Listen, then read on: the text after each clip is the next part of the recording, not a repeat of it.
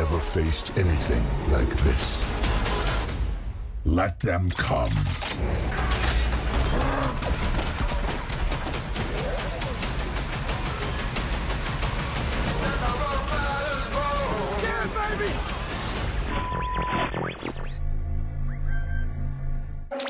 Welcome everybody, this is Comodin Cam. The recent Transformers Rise of the Beast trailer gave us so much to talk about, there's so much to dissect, so I decided to go through the trailer frame by frame to uncover all the Easter eggs and things you might have missed. Now only a few seconds in with the teaser of the trailer, they give us a lot of interesting shots to talk about right off the bat. Let's talk about Wheeljack, or as the fans are dubbing him as Pablo. Now, when Wheeljack was in the B movie, everyone was happy to see his original Generation 1 inspired design with his light up fins. But in the Rise of the Beast movie, his fins were taken away from him. Well, so that we thought. The shot where the Autobots and Maximals are preparing for battle, we actually see Wheeljack's fins extend. Now, this might have been just a recent addition due to the fan uproar, because while in the UK version of that trailer, the fins don't extend. This is why we think they were just recently added, because if you look at the promo art for Wheeljack, even the poster, we don't see them at all. There's no features of including them on the actual toy. Now for what reason would they need to extend? Who knows? Maybe it's some sort of mechanic where he has better hearing. Who knows? Maybe he needs to hear his enemies from afar, so they have a good idea if they should charge or not into battle. Regardless, Wheeljack got his fins again. Now in the next shot, we have Bumblebee flying into battle. He jumps out of Stratosphere, which is another Autobot on the team, an aircraft Autobot. As Bumblebee is flying out, he is attacking these drones, which look very similar to Unicron's Minicon partner, Dead End, in the Armada series. And with the Terrorcons serving Unicron, this makes sense, maybe it's a small homage to that. But the biggest thing people are talking about is when Bumblebee's flying out of Stratosphere, we can actually see his Autobot insignia ripped off on his head. Now, no doubt this was ripped off by Scourge during the end of a New York section that will take place outside of a museum. Now, it's unsure what the fate of Bumblebee will be throughout the movie. We know he comes back towards the end, of course, with him jumping out of Stratosphere, but whether or not he is killed off or he's just badly injured where he has to take a back seat while either Wheeljack looks after him, or he will just be in Stratosphere temporarily until he's feeling fit and healthy again. But in this shot here, he clearly is, and he's back for some payback. Now, I don't think Bumblebee will die, because in the last trailer, we actually have Bumblebee alongside with Cheetor during the Peru section of the film. And as we can clearly see, he gets his upgraded Camaro mode, where he's a bit more robust now. So maybe he's just temporarily damaged, and he's healed pretty quickly. I hope they don't cheapen out like how Optimus Prime in Age of Extinction scanned a truck mode and he was suddenly all better. But considering Bumblebee wants to keep his Camaro mode, maybe the robust edge is just for extra protection, probably given to him by Wheeljack. Now in the next shot we have Optimus Prime, Optimus Primal, Cheetor, Rhinox, RC and Wheeljack charging into battle. Now only Optimus Prime and Wheeljack are running in their robot modes, while RC is in her bike mode. Now a lot of fans have speculated this is paying tribute to her hologram ability in Transformers Prime, but why would she need to use a hologram during an open battle when there's no humans around?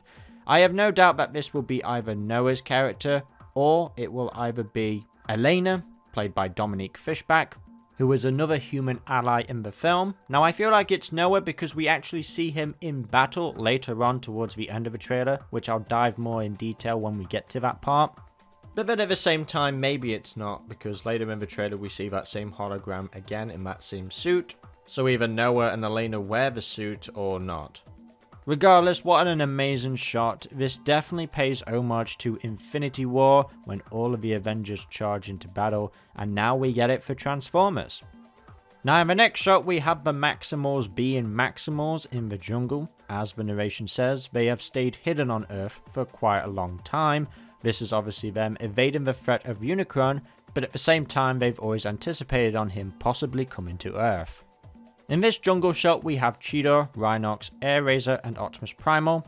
Now at this point it's unclear if the Maximals are actually from the future or the distant past.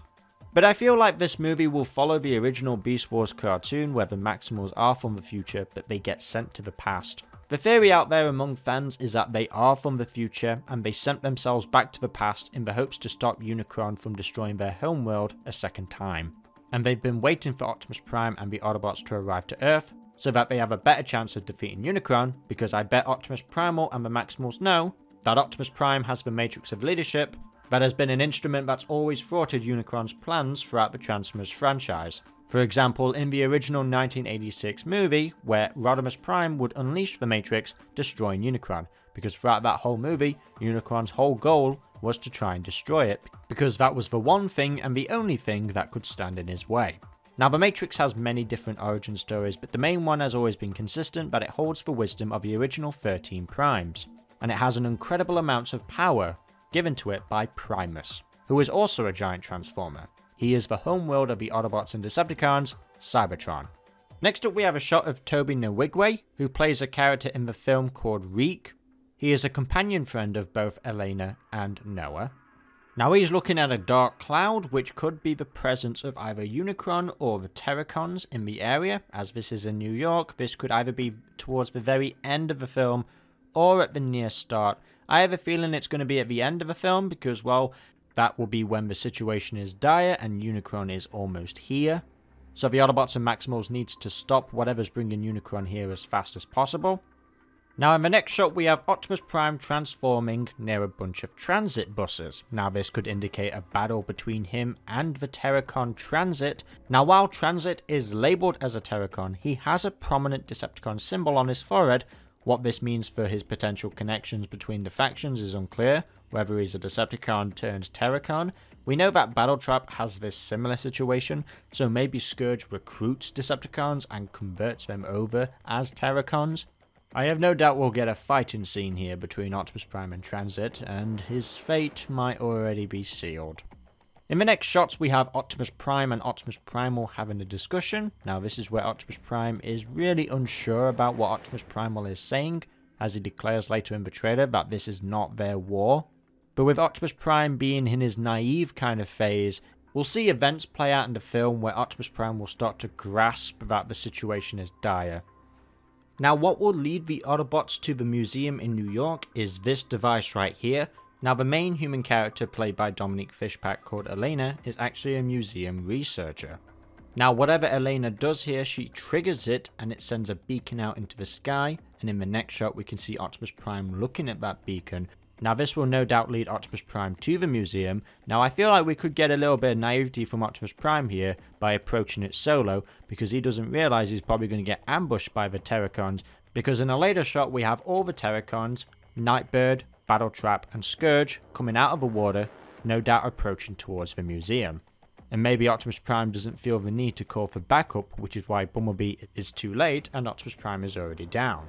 Now it could be the case that the Autobots are too far away from each other, where Bumblebee was just simply too late, or maybe Optimus Prime called for backup a little bit too late, but considering they are trying to explore this Optimus Prime's character struggling a little bit with his leadership, this could be an indication that he's not quite sure what he's walking into. Now we're not quite sure what this device could be. It could simply just be a summoning key, or a powerful device that Unicron needs. The speculation among fans at the minute is that this is a transwarp key, and Unicron simply needs it and able to transwarp to our solar system. Now in the next shot we have Elena, and it appears that this is the aftermath of the museum attack by the Terrorcons. And in the next shot we have a good look at Unicron approaching what seems to be Earth at first, but it can't be because, well, if you went to school, you'll know that Earth doesn't have any rings around it. So yes, this could be a completely different planet.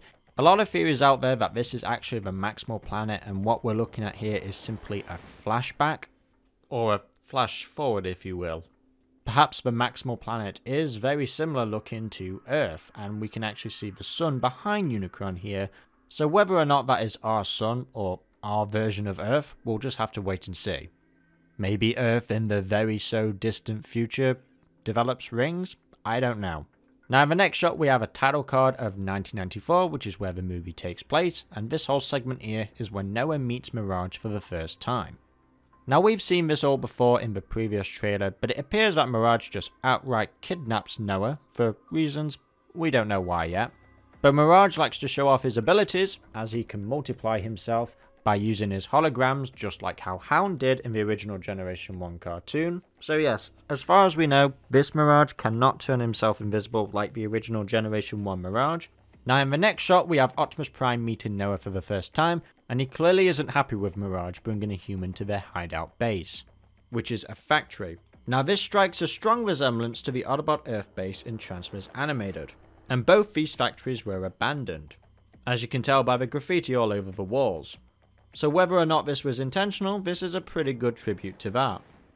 Now you can clearly hear in Peter Cullen's voice with his brilliant acting that he is not happy with Noah being there. Now I don't think this attitude is going to be with Prime throughout the whole film. Now this Optimus Prime will be actually very similar to Transformers Animated's Optimus Prime, as he was dissatisfied with Bumblebee when he brought Sari back to the base, and he picked up Sari the same way that Optimus Prime picked up Noah. The fact that this film is trying to go for a more youthful Optimus Prime, being in his prime, you can really see the influence of Transformers Animated here. Now behind Noah here, we can actually see Bumblebee and RC, and as we can see by RC in her vehicle mode, she is using her hologram ability. And like I mentioned before, this pays tribute to how she was in Transformers Prime and Revenge of the Fallen. Now behind Noah could very well be Wheeljack, we just can't see him because Noah's blocking the view. As Optimus Prime picks up Noah here, you can see Mirage scratching his head, realizing that he's made a mistake. I've made a huge mistake. Optimus Prime clearly doesn't see Noah as a threat, hence why he's not got his battle mask on anymore. Now in the next shot we have the chase scene with the Terrorcons, Maximals and Autobots. We have Battletrap and Nightbird doing a bit of a tag team racing here, as he launches his cranes onto the back of Nightbird so he's able to do a good surprise attack on the Autobots by launching his missiles. Now later in the trailer we get shots of the missile going past Wheeljack, but then we also have a shot where a missile is about to enter Wheeljack, which is why RC is so scared on her face, because she's worried that her and her comrade are about to die. But I have no doubt that Wheeljack will time it just right, where he's able to sort of distransform a part of himself where it just goes straight through. Because we have a shot from the last trailer of RC and Wheeljack side by side with each other, still carrying on the fight. Whether or not this is a before and after, we'll have to wait and see. Now in the following shot we have Scourge being knocked down from the hill above, who knows, more likely by Optimus Prime, or it could have been an air attack by Airazor. Now we can see Mirage out in front, but we could have some out of sequence shots here because a rock falls down and hits Nightbird, leading her to transform, but maybe she's able to transform again and carry on driving. Now in the next shot we have a close-up face of Optimus Prime. Now I don't think he is actually saying this is not our war in that scene. I think it's just been dubbed over because the audio for this is not our war sounds a little bit muddled and it doesn't sound all clear. This is not our war. So I think there's more to that sentence. This has been notorious before in other Transformers trailers where they'll kind of mix Optimus Prime's words together just to kind of simplify it for the audience, but in the actual film there'll be more dialogue to it.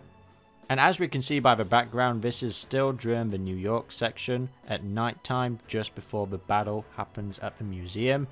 Now a fun little fact, Steven Caple Jr, the director of this movie, was asked on Instagram by YouTuber Delzord if Optimus Prime's face was actually based on real life voice actor Peter Cullen, who of course voices Optimus Prime, and his response was simply yes. Now I can see it a lot more clearly in this shot here, but his face is not all that much different from his original Bayverse design from movies 1 to 3. But you can see the slight modifications they've made to make it look more like Peter Cullen, more specifically with his nose. The only thing they robbed from this Prime was not giving him a mustache just like Peter Cullen. Like I mentioned earlier, we have the Terrorcons coming out of the water to approach the museum so they can get the device that Elena has. Now in the next shot we have Cheetor and Mirage meeting for the first time. Now what I think brings the Autobots and Maximals together is actually Airazor, because we have a shot later in the trailer where we actually see Airazor attacking the Terrorcons, so this might be just right after when Scourge peels off Bumblebee's insignia and he's about to claim another one, that being Optimus Prime, and Airazor's there in time to stop them. So the Terrorcons might fall back and retreat because we have the shot previously in this trailer of Elena with all the fire around. No doubt that fire was caused by Airazor. Now I've got a feeling that Optimus Prime will send Airazor to watch over the Autobots in case if something like this happened. So probably during the New York section of the film, we'll see some shots of Airazor just watching over, and it'll be left kind of a mystery on who that character is up until that point. And I feel like this will lead into the Autobots getting into Stratosphere along with Airazor to travel to Peru so they can meet the rest of the Maximals, and Optimus Primal can explain the plot of the film to Optimus Prime. And in the next shot we have Airazor actually trying to convince Optimus Prime to trust the Maximals so they can work together to stop a common foe in order to save the planet, their new home. Now in the next shot we have Optimus Primal, Cheetor, Wheeljack and RC looking at something from afar. Now the next shot may have you believe that they are looking at Unicron, but it's actually not. I believe this is like a flashback sequence of when Unicron attacked a previous planet. The main thing that gives us away really as well, if you look at the sky, we've got clear skies in the background, but then when we get the Unicron shot, it's very dark and cloudy, almost like lightning. Now Unicron may seem like he has a big role in this movie, but he really won't. He'll be taking a backseat as this whole trilogy depends on the threat of Unicron, so we're only going to see glimpses of him, most specifically flashbacks, because fans have been waiting for Unicron in these movies for so long now, so instead of just dedicating it to one whole movie, it's in fact going to be a whole trilogy of Unicron, sort of a Unicron trilogy as you will. But maybe I am wrong about this shot here, and actually we will see Unicron approaching Earth, but then he'll be stopped at the very last second where he'll be sent back into another dimension, or what have you, waiting to get another chance another day. Now one thing I noticed in this shot here is that potentially Unicron could have gum disease, because one of his teeth here is broken, and we can see a few more teeth as well in this shot that are broken. This is of course no doubt to all of his years feasting on other planets. He really needs to start brushing his teeth. Next up we have a moment here between Noah and Mirage, where Noah asks exactly how big is Unicron, and Mirage simply responds that he's way bigger than a planet. This of course by the background is in the Peru section. Next up we have an interesting shot here of Scourge and Unicron. No doubt that Scourge has been summoned by Unicron, and we can actually see by this shot here that this shape of Unicron here is very similar to the device that Elena has in her museum. So maybe that is crucial to Unicron. Perhaps he does need it to start feasting on planets. It could very well be a cog of sorts that is very crucial to Unicron. Or like I mentioned before, it is the transwarp key. Now in the next shot we actually get to see a bit of Unicron's face, most specifically his eyes. Now I was shocked when I first saw this in the trailer, but then also looking back on it from this angle, it looks really kind of goofy looking. No doubt we'll get one or two scenes like this in the movie, much like in the original 1986 movie where Unicron would summon Galvatron back. I can imagine he's doing the same thing to Scourge to keep updated on the plan. And who knows, maybe Unicron will torture Scourge for failing so many times throughout the movie. Now in the next shot we have Bumblebee jumping out of Stratosphere. Now we got another shot where Bumblebee is just about to jump in the Porsche trailer when the Super Bowl was going off. But now we have a long shot of Bumblebee taking down all of these drone bots that, like I mentioned earlier, remind me of Unicron's Minicon Dead End from the Armada series. Now they actually appear to have a sort of face on them. I won't lie, it kind of also gives me Eggman vibes from Sonic the Hedgehog. Those kind of drones there, they look kind of really goofy looking. Next we've got a close-up shot of Scourge. We can see more details on his face. Now he looks very different compared to his original promo CG render, where in the movie he has pupils, but in compared to his promo art he doesn't. And his face is also somewhat humanoid, where instead of metal it looks more like skin. His shoulders are also different compared to his original promo render. I won't go into it so deeply, but we've noticed with a lot of characters in Transformers Rise of the Beast, they are very different in the final film version compared to their original concept promo render. For example, RC's headlights on her chest, they were removed for the film. We assume these were removed because they could have been interpreted as nipples. Next up we have a shot of Noah and his family, and then following that we have a shot of Noah and Elena inside Stratosphere, getting ready to approach the final battle. In the next shot we have Bumblebee charging at Scourge, and he gets stabbed through the chest. Now in the original teaser trailer, Battletrap was not in this shot here, and it was coloured very differently. When Bumblebee gets stabbed, there's a bit more smoke and fire, and we actually see more green coming out of Bumblebee. But in this final trailer version, that will be obviously in the main film, it appears that the Transformers' blood is no longer green, but instead a brown oil kind of colour. Now we assumed that Cybertronian blood, Energon, would be green due to that one scene in the B movie when he gets electrocuted, but it seems that they've backpedaled on that idea. And just like how we saw in the teaser trailer, B gets a shock blast from one of Scourge's weapons. I have no doubt that after when Scourge does this, he will then remove Bumblebee's insignia. Now in the next shot we can see the Terrorcons attacking the museum, with Noah and Elena running for their lives. Now in the next shot we have Noah and Elena looking at the Maximal cave. We can see a bunch of symbols on it that represent all of the Maximals, such as Rhinox, Cheetor, Optimus Primal, Airraiser, etc. Now what we're going to find out exactly in this cave is yet to be known, but this is just when they arrive to Peru. Now there's a lot to speculate about the next shot. A lot of people say that this is the Maximals' homeworld, but then also people say that this is actually Peru, because you can see all the blue linings in the area. So has Peru gone all cyberpunk, or is this something from a different homeworld? Now we're not quite sure what these pods are that are flying towards that mountain there. It could be the Maximals just arriving, or it could be the Terrorcons ready to do some damage to the place.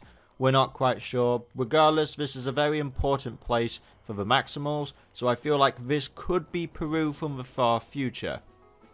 Or if it isn't, it's the Maximals' homeworld that's very similar to Earth. Because in the next few shots we actually see Unicron destroying a planet, and with all the blue, it looks very similar to this location here. So maybe this is like a sort of flash forward, flashback situation where Unicron came to either the Maximals' homeworld or a future Earth and destroyed it, so the Maximals sent themselves back in time in order to prevent that from happening. In the next shot, of course, we have the Maximals and Autobots ready to take on the Terrorcons. We can see Rhinox there in the corner just next to Optimus Prime.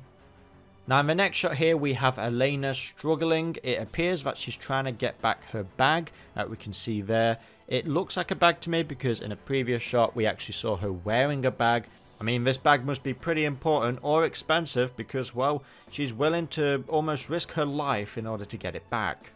And now for the long animation sequence, we have Optimus Primal taking on Scorponok, but most interesting, right next to Optimus Primal, we actually have Noah in his brand new exosuit that was given to him by Mirage that we saw at the very end of the trailer. Now this pays tribute to the exosuits given to Spike and Daniel in the original Transformers 1986 movie. It appears to be an Iron Man type kind of suit where it can just simply be put on straight away. As we see at the end of the trailer where he's clinging on to Bumblebee. If you're gonna ride Noah, ride in style. Both him and Bumblebee teaming up to take on all of the Terrorcon threats. A really cool shot here, and it's going to be really cool to see a human character actually contribute a lot to the final battle. Very similar to how Cade contributed to Optimus Prime's fight with Lockdown in Age of Extinction.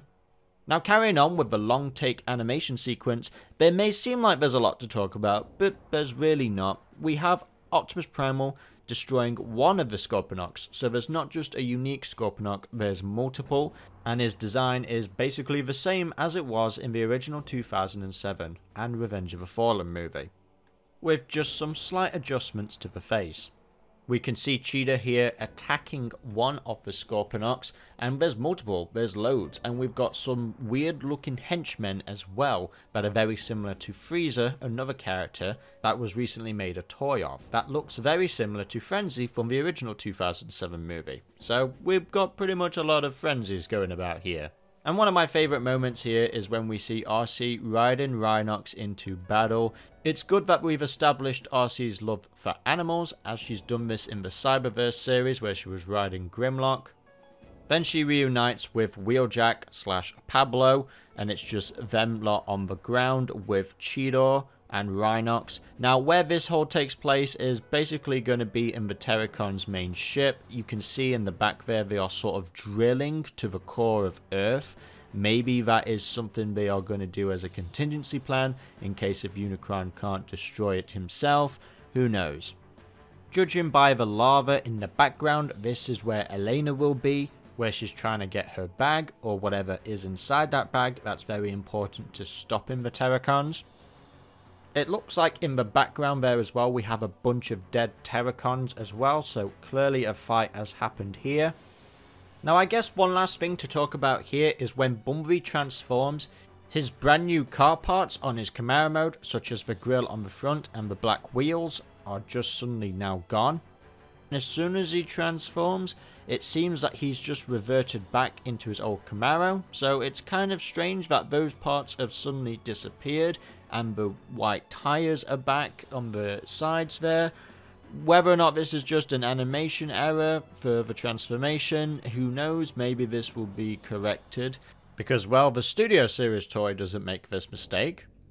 They are very visible on the toy.